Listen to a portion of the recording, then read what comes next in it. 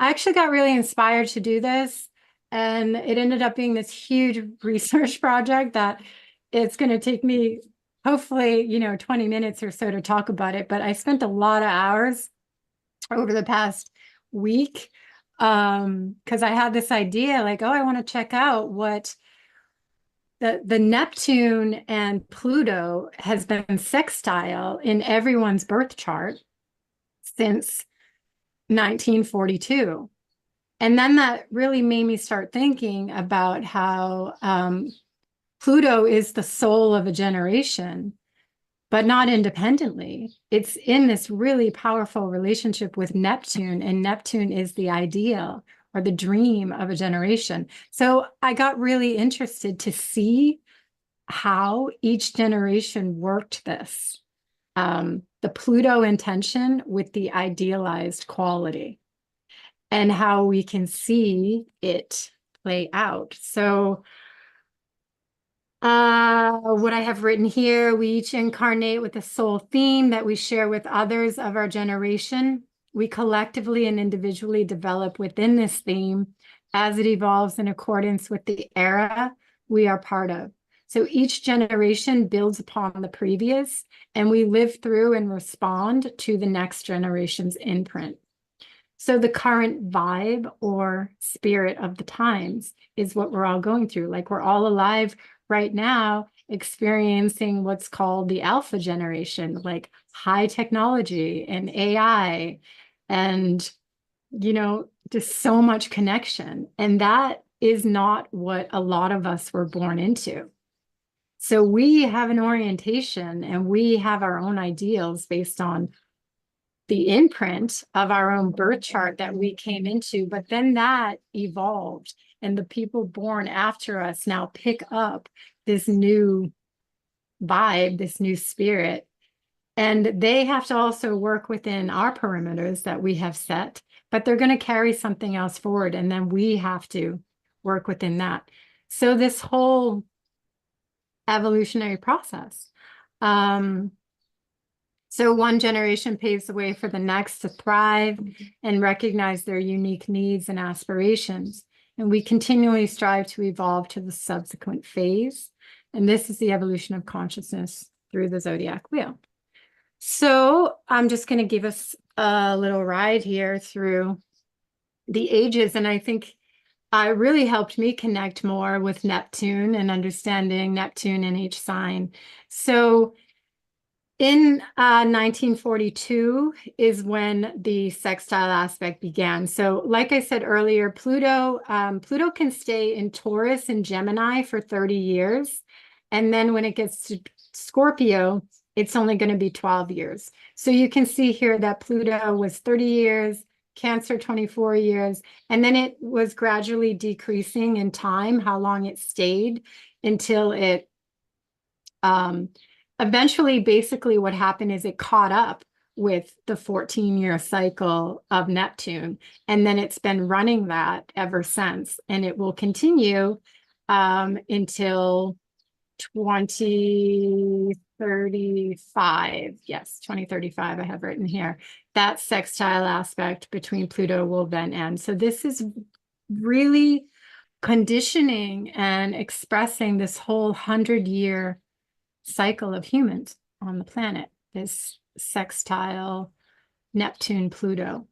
Also, just to let anyone knows who cares to take this information further, the ages, the generational titles that like sociologists and social scientists and whatnot have created, they vary in ages. I basically took the generations that they created in their ages, and I'm using the 14-year time frame of Neptune for the sake of this class to make it easier. So these ages may start somewhere beginning or after, you can look that information up if that's important to you. So beginning with the baby boomers, which, the oldest people on the planet right now are going to be the Pluto and Cancer, Neptune and Leo generations. These are the people that came out of the World War I, World War II, This is the Industrial Revolution, and and this is the Great Depression. So the baby boomers came from that, and they are about 68 to 82 years old right now.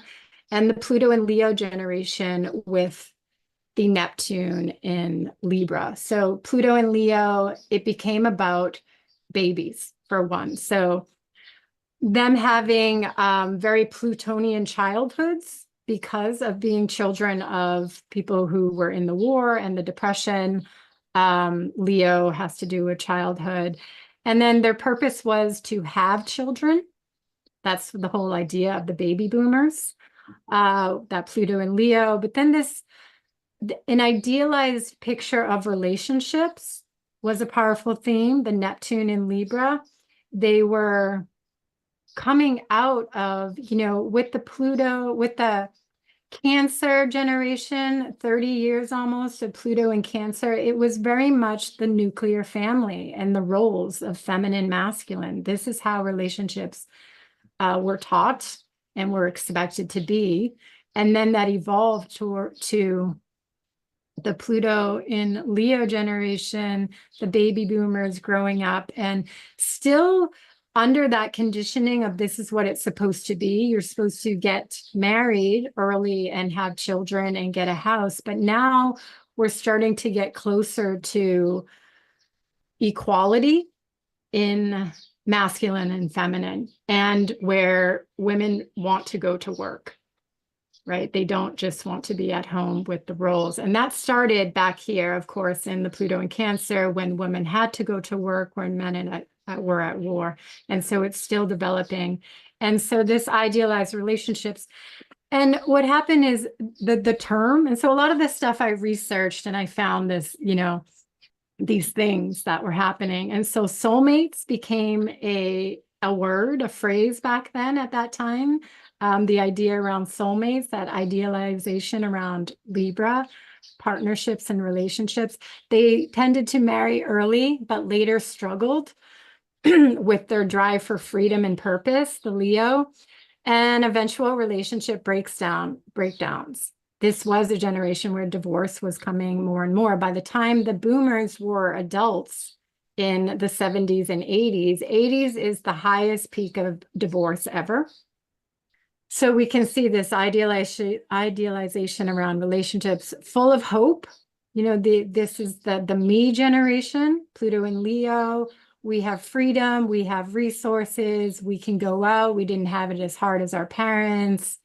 Very full of hope, Pluto and Neptune in Libra. And two parents working started to become more, but when the baby boomers were adults, they became the parents who were working. So that Libra, Neptune quality there. And there was a lot of social justice movements during that time. Now, the next generation, or as I'm calling it here, the next zeitgeist of the age, the whole vibe and energetic spirit of the age that now is moving into something else.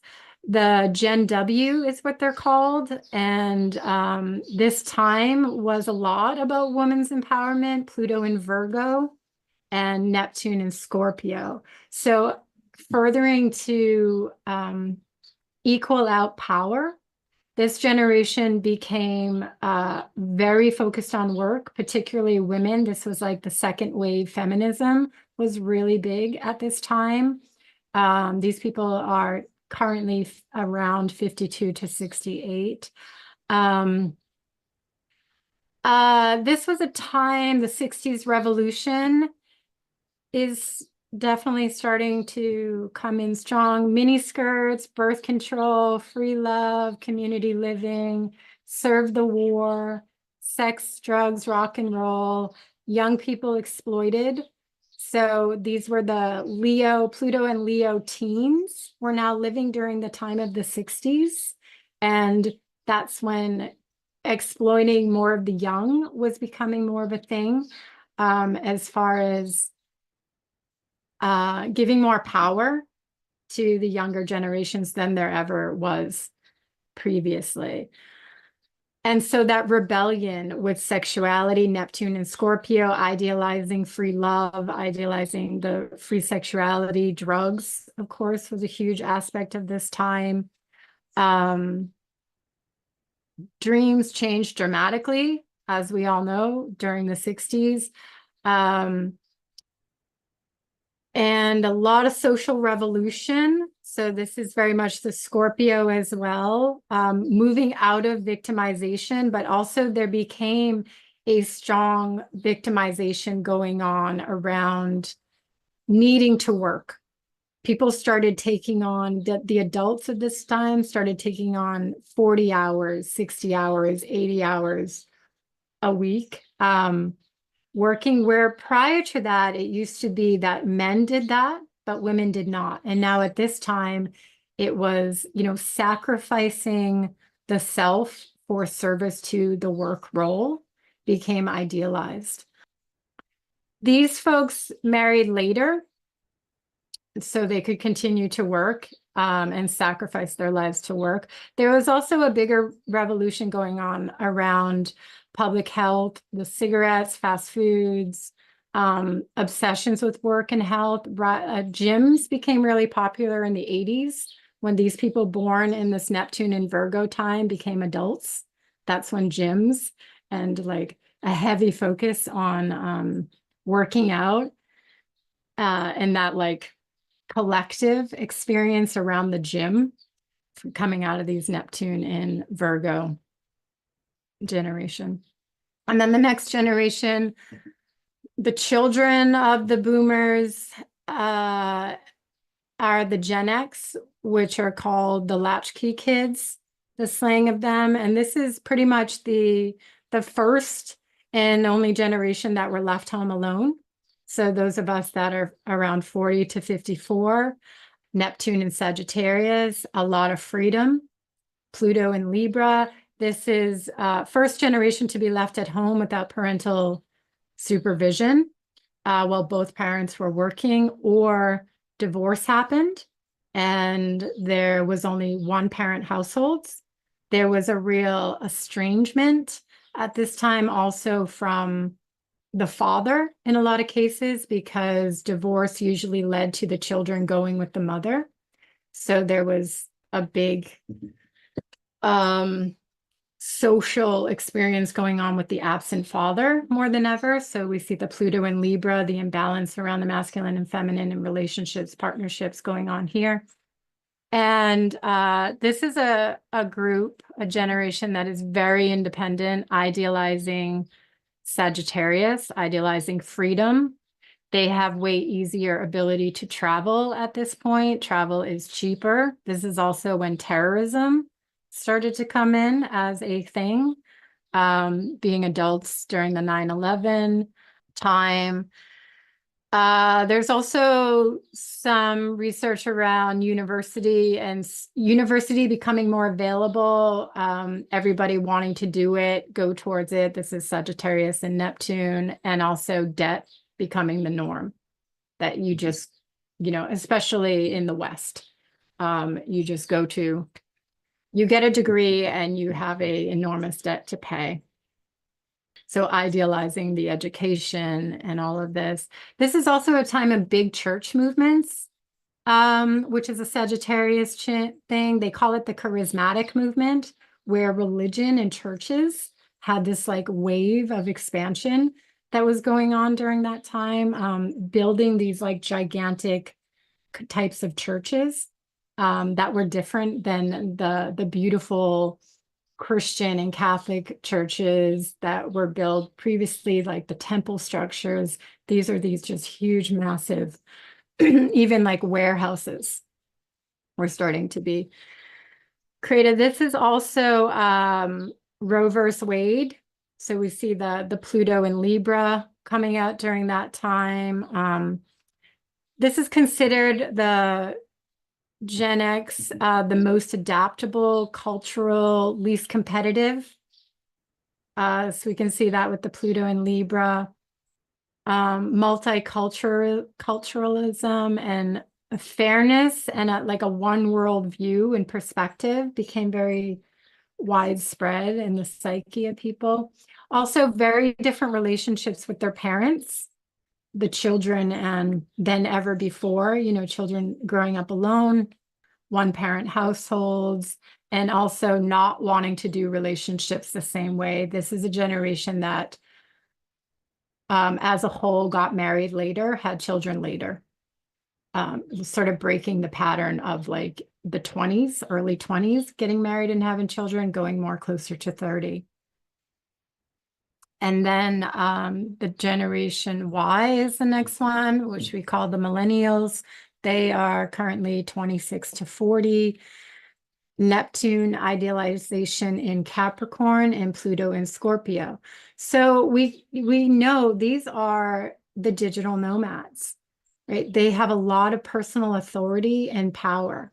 They may be idealizing their authority and power with that Neptune and Capricorn. This is the like, take a course and now you're a leader. Take a course and now you're the authority in a subject. There's a lot of that going on, obviously, all over TikTok and Instagram and all this, like a real powerful sense of their own authority and power, but that is also where it can be distorted.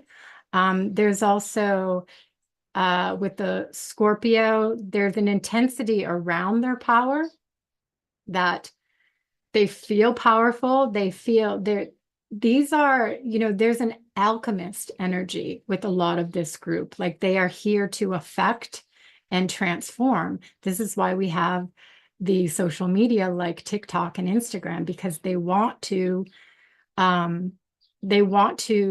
go on film. They want to express what they have. They want to show up and show themselves. They want to affect others and they want to connect with others. This Scorpio and the Capricorn, they feel like they have the authority to do so.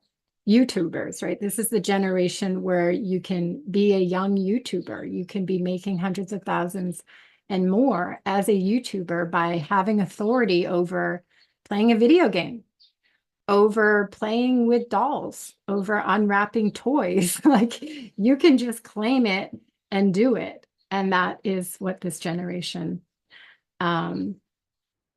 is working with here. So we see that idealistic approach to the Capricorn, also going outside of the box, outside of what was formerly the construct of society and what was expected, how you could actually gain status and power and resources in life was in a very, very different way. So they are breaking the mold of Capricorn.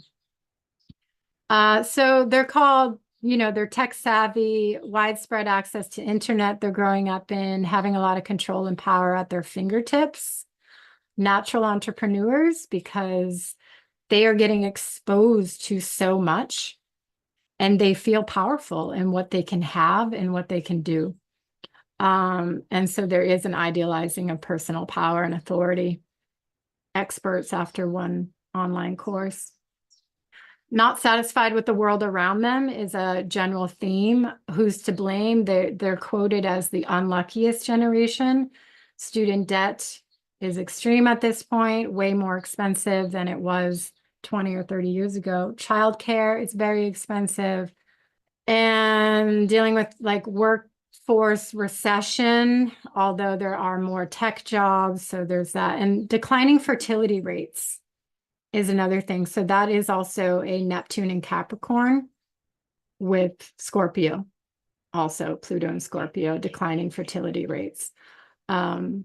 How much we can continue to perpetuate. And they are also the first generation that are feeling like they're less likely to be religious, but they do identify with spiritual. So that's interesting with the Neptune and Capricorn, which is commonly can be very much associated with structured systems, religion. So there's like a rebellion, there's a resistance to that, there's taking that in another direction. And then of course, Scorpio can be highly drawn towards the occult and more spiritual mysticism, astrology, these kind of things. And then we have the next generation, which is called Gen Z, also called the I generation. And these guys are about 12 to 26 years old, and they are now Neptune in Aquarius and Pluto in Sagittarius. So the Gen Zs are the first generation to grow up with portable technology. So it's literally in their hands all the time. And these are, the next stage of the digital nomads. So this is even like the children, more children than ever are traveling overseas, are working are doing homeschool from home, are absolutely connected to a device from as young as being a baby.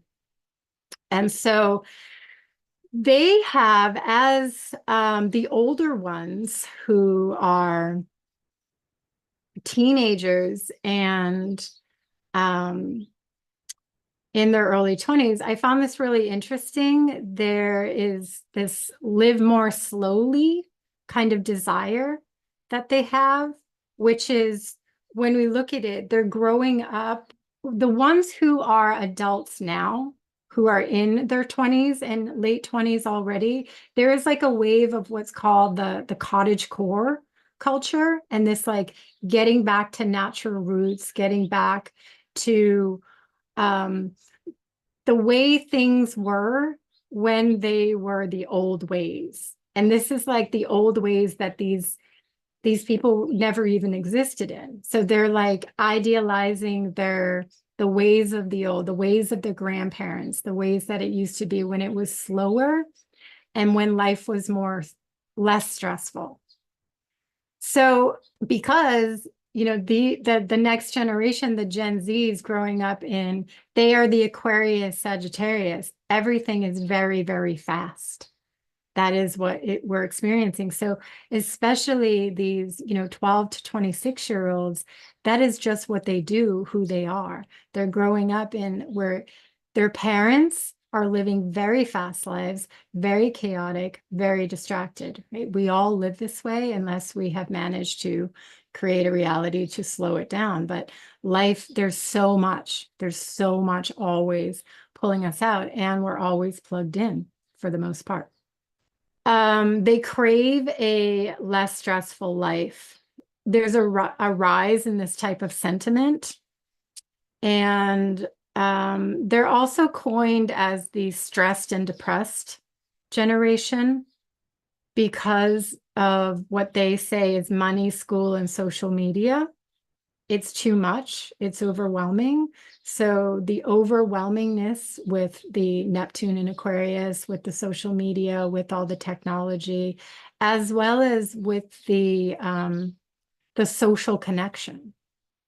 We're all being bombarded, and it's amazing because we get to see the world and everybody, but it's really stressful. And of course, the younger generations are dealing with social pressure now on a completely different level, because it's not just, 20 people in their classroom or the kids at school, that there might be, dealing with the influences and the pressure and the bullying, and it's the entire internet now. So there's a lot of problems out there around cyberbullying and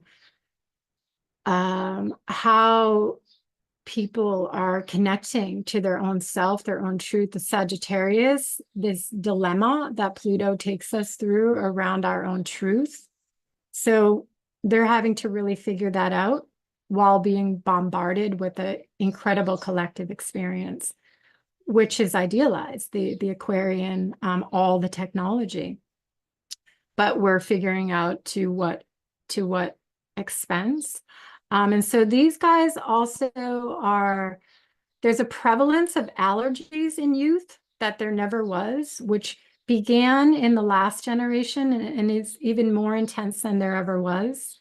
So we can see that with the Aquarius coming out of the Pluto and Scorpio generation too, which Scorpio has to do with our immunity.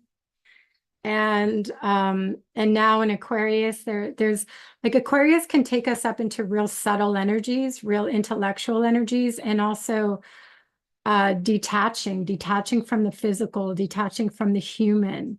And so there's an experience going on with not being able to be embodied in the same way with food, with our experience of being in the body and eating. Of course, we have had to deal with all the toxins over the years. So we can see the toxic invasion that started to come through more and more in the 60s with the Virgo influences around pesticides, and now to the point where our food is not as healthy as it once was. And so there are a lot of allergies going on with people, and also greater diagnoses of mental health than there has ever been, and sleep deprivation and intellectual disabilities and psychiatric disorders. So this is very much the Neptune Aquarius.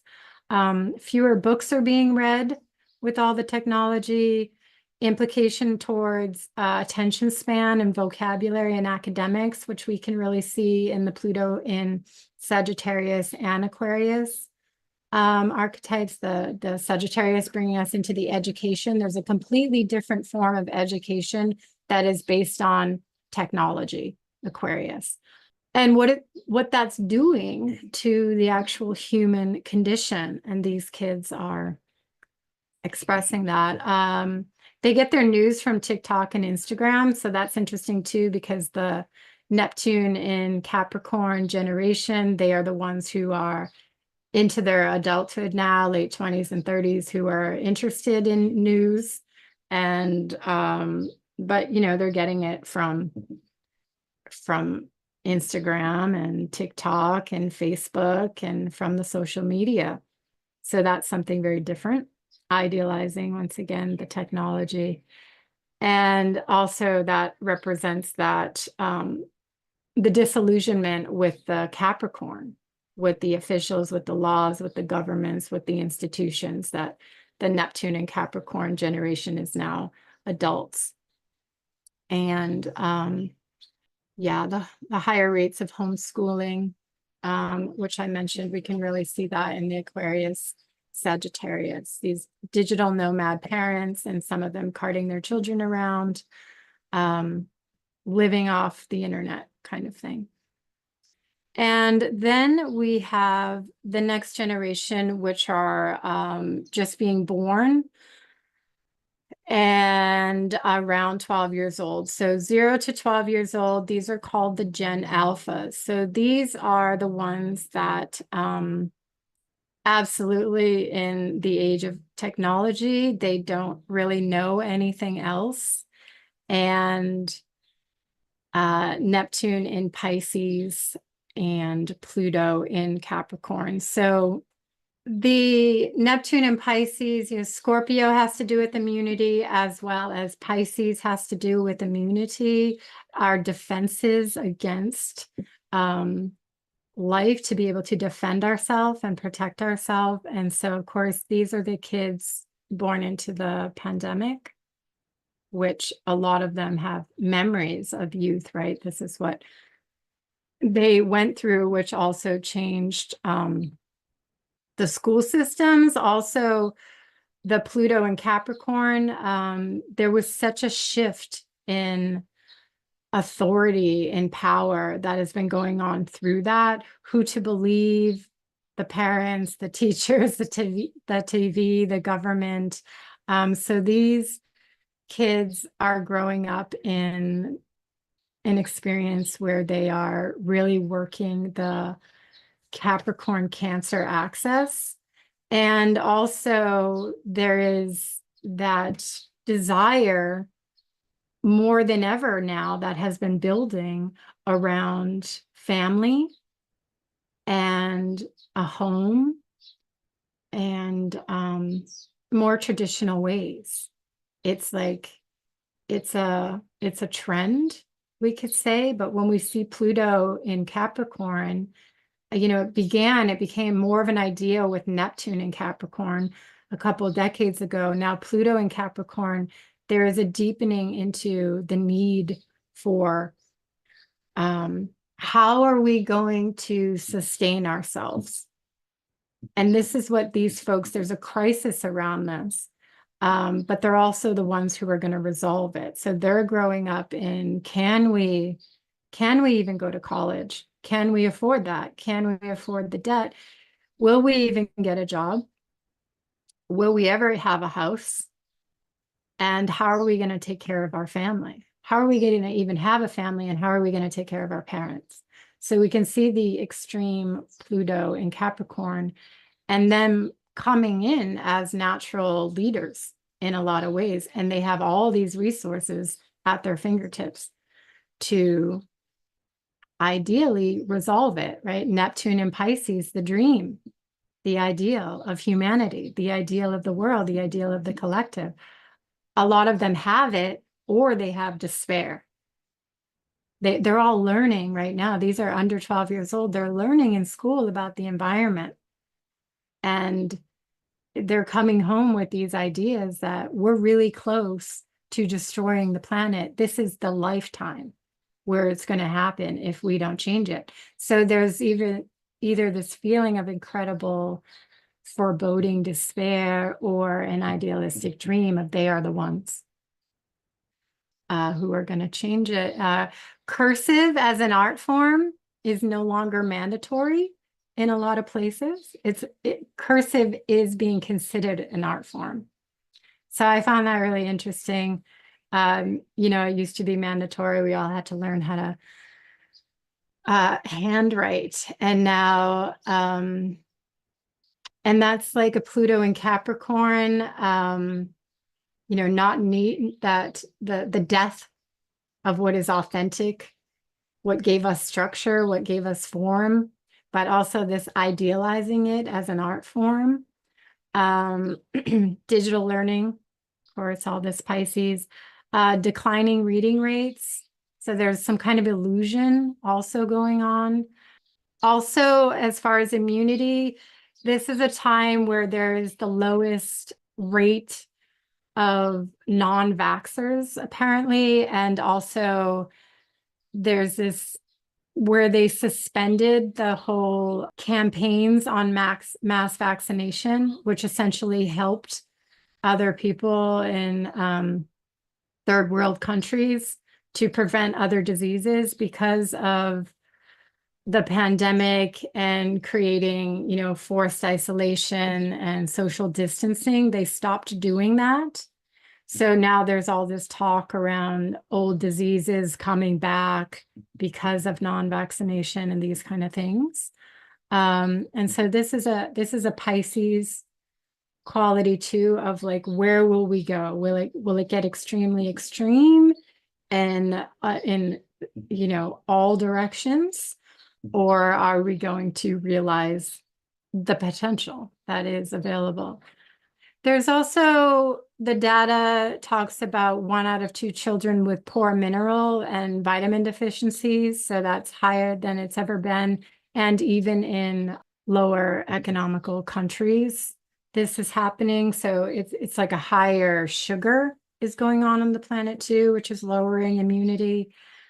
This is a very Neptune in Pisces, just the naivety around our health and also the vulnerability, right? We have become more and more vulnerable. Of course, technology and science brought in the reality for longer lifespans, but then there are so many diseases and cancers and the allergies and the chemicals and moving away from the purity in even food.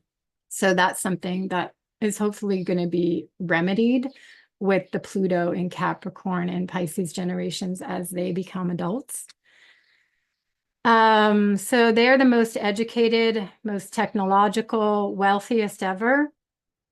At Neptune in Pisces, Capricorn, highly idealistic, imaginative, fantasy-driven, video games like never before, AI, virtual reality, this multi-dimensional experience that is going on and is only building and building with the next generation of Pluto and Aquarius.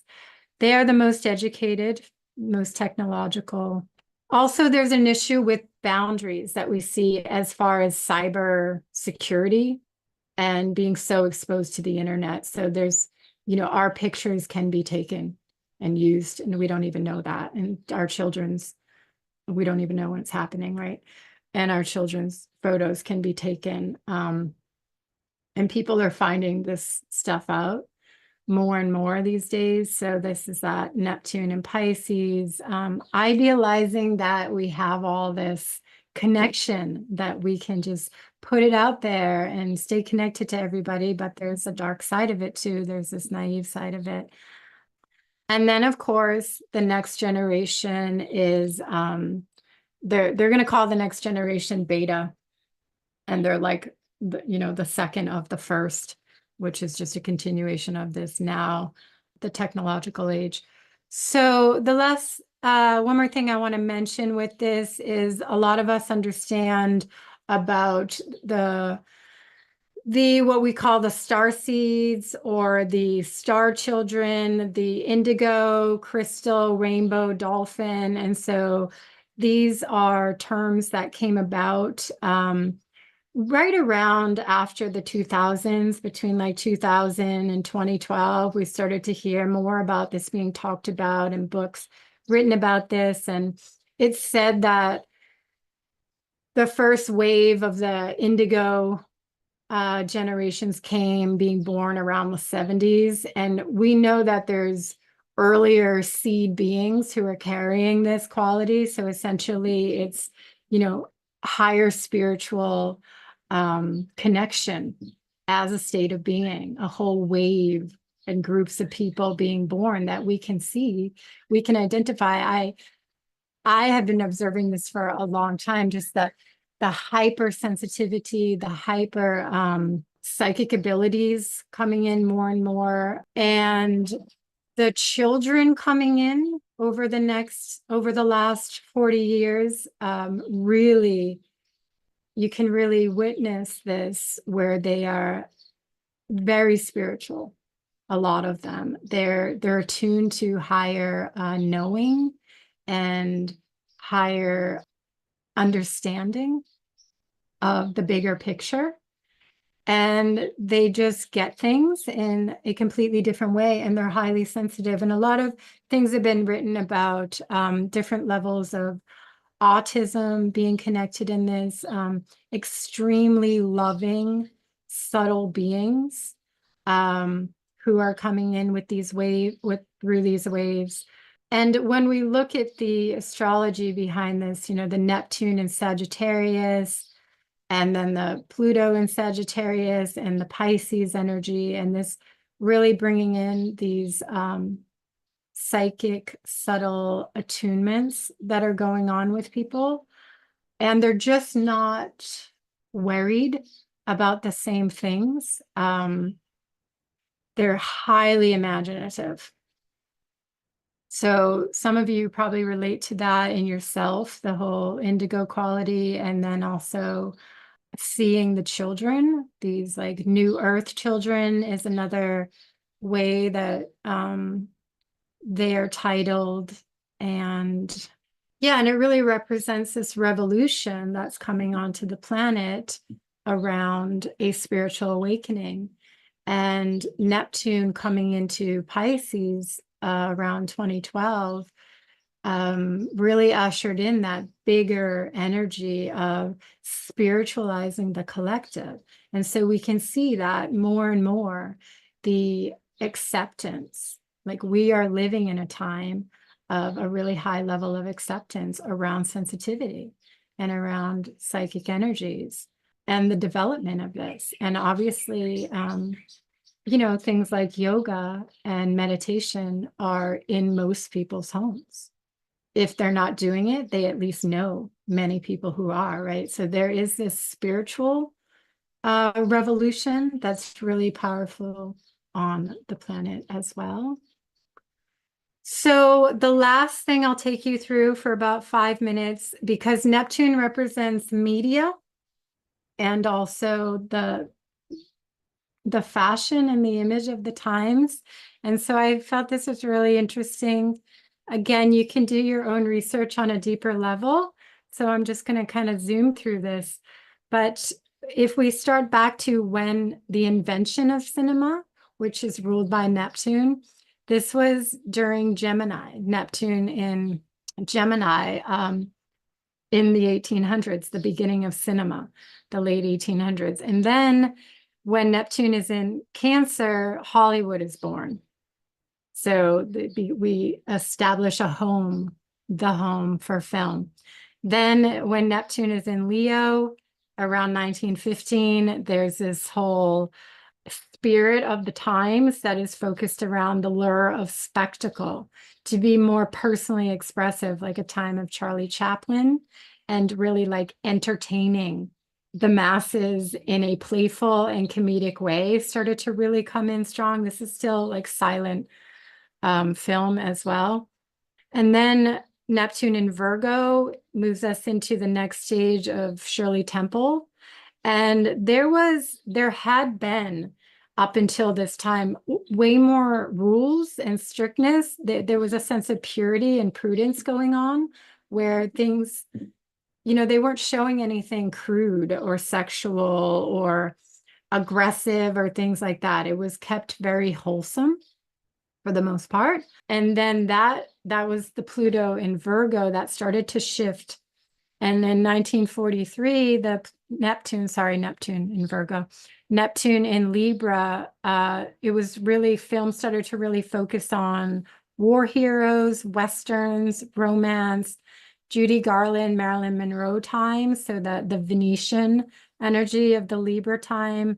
Also a real focus on film around marital bliss, focused for women, and female sexuality came out even more strong during this Venus time. And then it shifted. It was a real powerful tonal shift in 1954 when Neptune moves into Scorpio, and it starts to go into horror and Alfred Hitchcock, Psycho. Also, they're shifted in having more of a tight leash on actors at that time.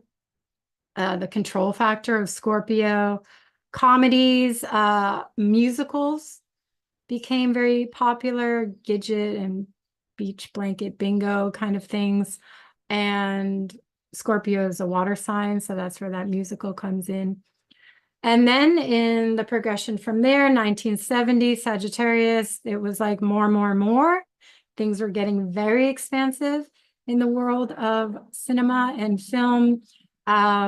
New Hollywood came out, which was focused on directors like Woody Allen and George Lucas, Steven Spielberg.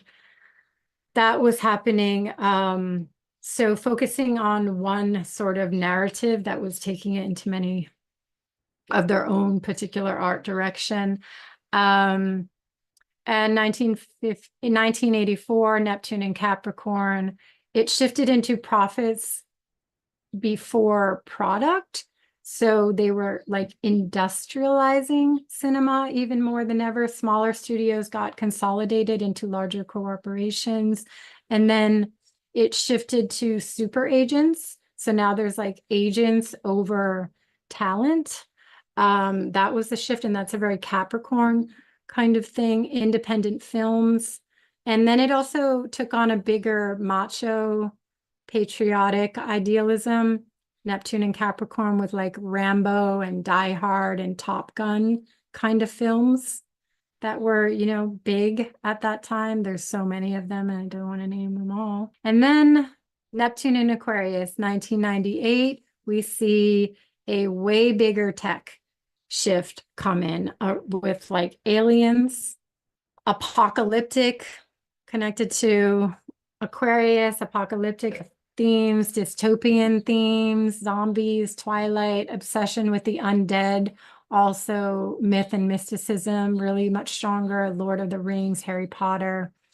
And there's now becoming, at this time, copyright and downloading issues became more of a thing. So that's the Aquarius, connecting it to the web. How do we control and deal with this?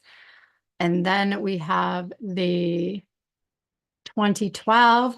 Now Neptune moves into Pisces, and it moves. We have so much more superheroes, fantasy, imagination. Star Wars sequels happen at this time. We see a lot of suffering, a lot of sacrifice, a lot of redemption. Of course, we have all the streaming services, which is very Piscean, and AR and VR tech, these like full dimensional experiences. So that is our journey through the past 100 years of the idealization of each generation, and also the world of film and cinema, and how it we can see how one thing leads to the next, and how we're evolving, all of us evolving through this, all these conditions of the ages.